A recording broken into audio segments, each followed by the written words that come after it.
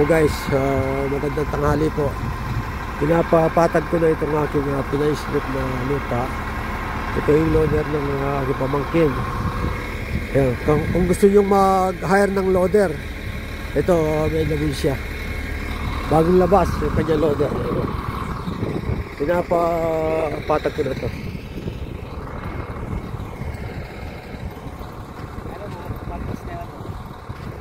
Oh.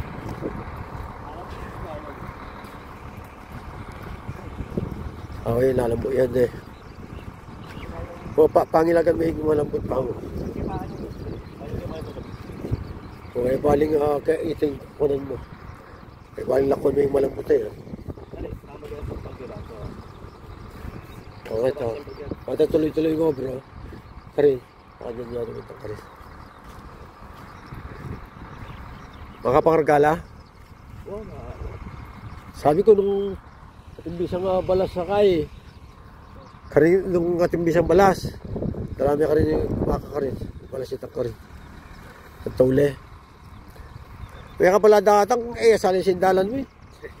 Tagul. Ay, sita ba ito? Kakabit? Tagul na, santing na. Gusto kakabit ka rin? Pag mo kakakain, di pa rin try na tito ya. Alele pa. Ano, kaya lulis pagdala ko kanya na ito. Ba't pasitik ka rin nga? Alita rin? Gusto ka? Yan ito.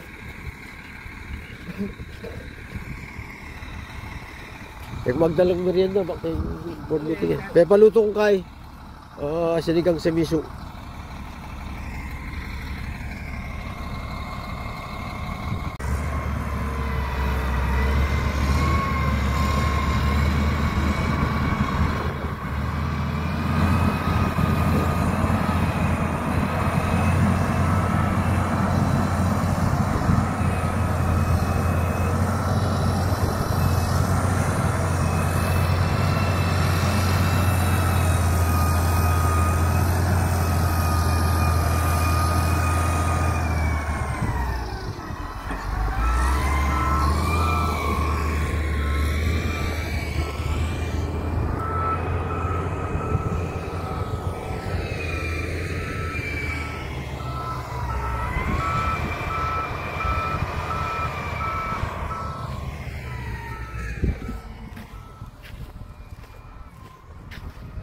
Gusto na kaya yung aking mga baging tanim na mangga. Hindi ko nadaligan kahapon. Ngayon naman board meeting namin, officials na kasama ko. So hindi ako nakapagtuloy. Yeah. Gandun sa ako ng palaisdaan na yun. Yun po ay palaisdaan, ipapahukay ko pa. Yun po yung mga mangga. Yun ang aking bagong irigasyon. Kasi yung nasa swimming pool, hindi na kaya ng water pump. Hindi na kayang iakyat ng tubig.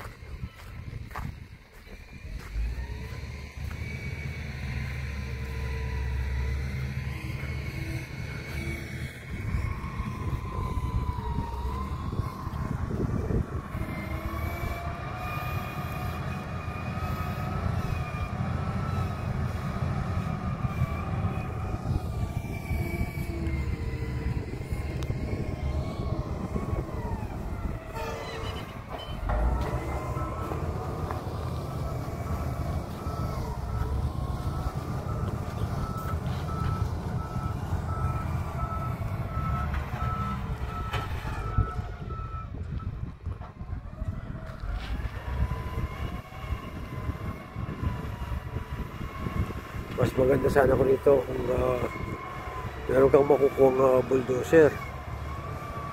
Mas mabilis ang trabaho. Tulak ng tulak, kaya lang babayaran mo yung travel ng bulldozer na kukunin mo. Siyempre, sasakay sa low bed yun. Ito na lang payloader. Inarkil ako. Per hour po yan. 2,500 per hour. Bayad. So, nag-start siya ng alas 8. Ngayon, alas 11 na. 1, 2, 3. So nakakatatlong oras na po natrabaho ko.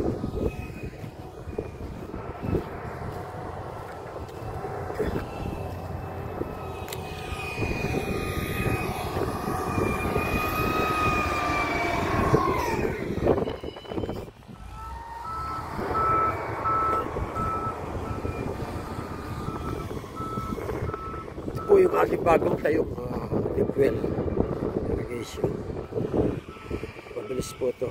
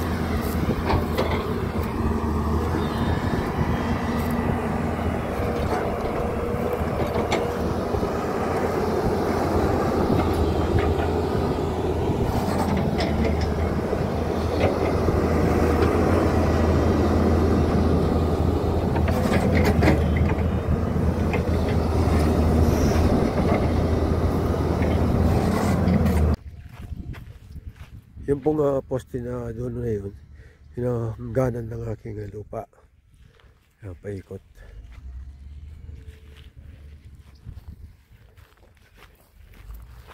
Yan, meron pa akong 3 meters dyan. May pa yung mga bakod ko nasa taas.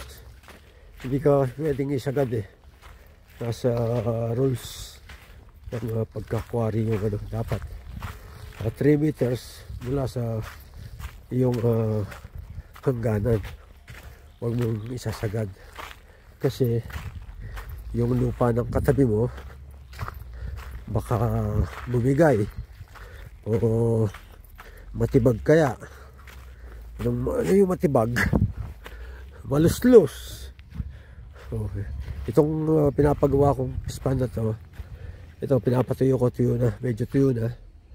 Palagay ko sana makapasok na yung bako dito. Gusto ko kasi lumitaw yung ano, yung sibol, yung ano, yung level ng tubig para hindi gastarol sa tubig.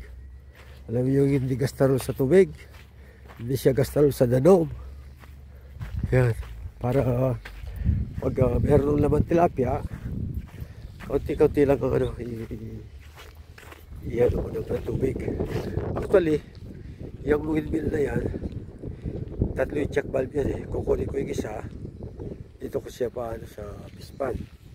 tuloy-tuloy yung basta may hangin, tuloy-tuloy yung pagpapan ng tubig. Yun po ay bigay ng Department of Agriculture sa aming asosyon.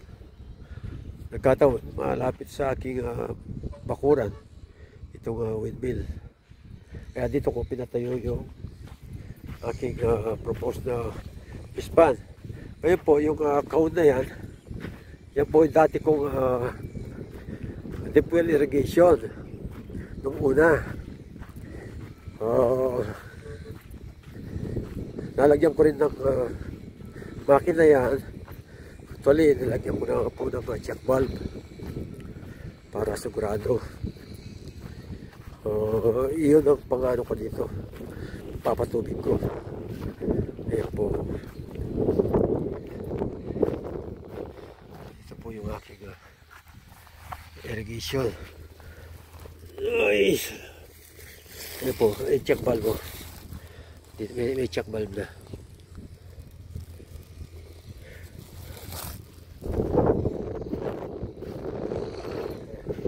Tanim na rin ako ng isang mangga rito para malilim.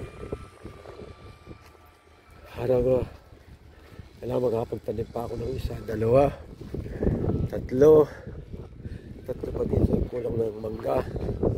Itong box na to ay palalagay ko dito. Magagaling ko ulit dito yan. Yun naman ay mabolo. Kapag na best na natang makatalipat dyan, buti hindi na mamatay, buti mabait siya. Kaya pag lumaki yung aking mga mangga, magandang tignan. Naka-implied siya. Kaya dito ko sila tinanim. Ayan po. Ayan, naka na sila sa tabi.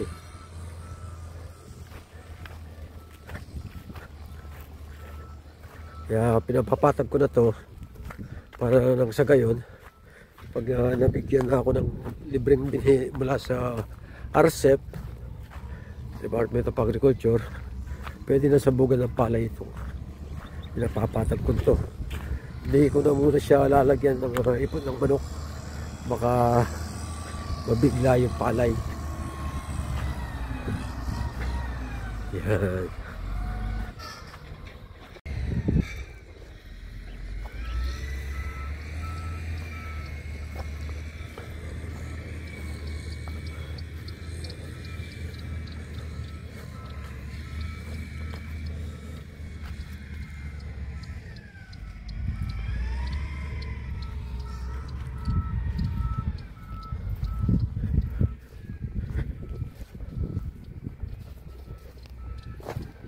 Ito dwarf na papaya yan.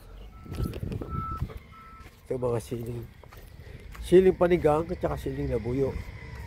Kaya lang namatay siya sa sobrang init. Ayan.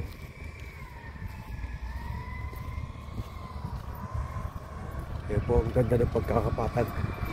Pwede na sabugan ng palay kapag napatag na yan. Kasi mababa siya dito, portion na yan.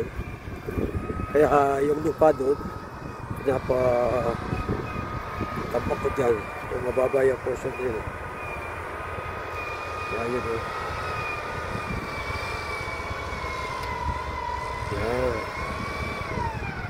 Para pag magpapatubig ako, di baling mas mababa siya sa dulo, doon, kaysa dito.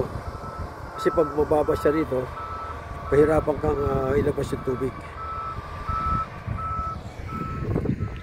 Buti na lang napakabilis ng napatayo ko nga din po yung irrigation na to.